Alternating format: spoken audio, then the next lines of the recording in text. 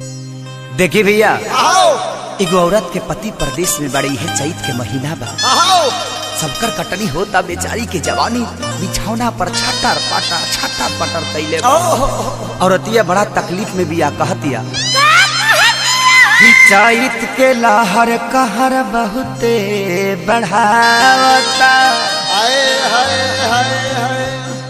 कि चैत के लहर कहर बहुते बढ़ावता, कि चढ़ली जवानिया में अगिया लगावता। अरे क्यों ए राजा का हो? तू तो परदेसवा में काटता रचानी, चुप रहा।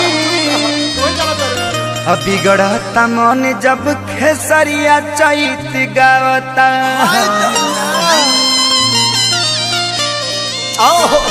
देखिए का कहती है औरतिया भैया, कि घाम लगता राजा, एगो छाता और अरे घाम लगता, कि घाम लगता राजा, घाम लगता, आखिर काठी में घाम लगता राजा, घाम लगता, घाम लगता राजा, घाम लगता, टूटा बहराम करे लायराम, टूटा बहराम करे लायराम, चैत में हमरा घाम लगता।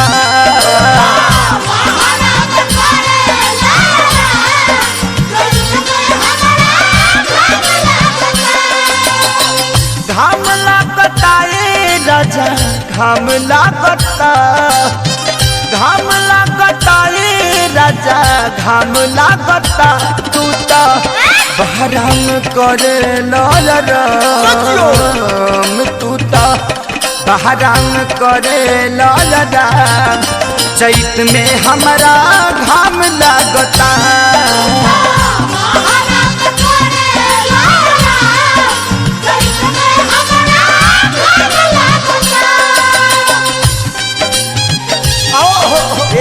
पंकज, अरे दिया हो राजा, अरे बाजा हे बुलबुल भैया,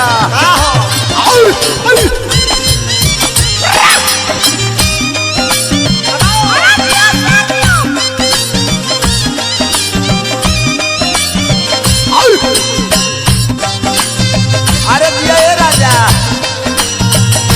हे पप्पू भैया, छोटू भाई बाकरेगंज रहबा का, ए उमेश भैया, मोती भाई हो, ए पिंटू भाई, ए भोला चाचा, भाई जा खाता साराम जा। अरे क्यों तू तो लुधियाना में करता र ड्यूटी, पछुआ के हवा मोर बिगाड़ देता ब्यूटी। ए हो तू तो लुधियाना में करता र ड्यूटी, पछुआ के हवा मोर बिगाड़ देता ब्यूटी। घाम लगता डियर, घाम लगता, घाम लगता डियर, घाम लगता, गर्मी सहत नइखे नरम नरम चाम, गर्मी सहत नइखे नरम हमर चाम, चैत में बड़ा घाम लगता।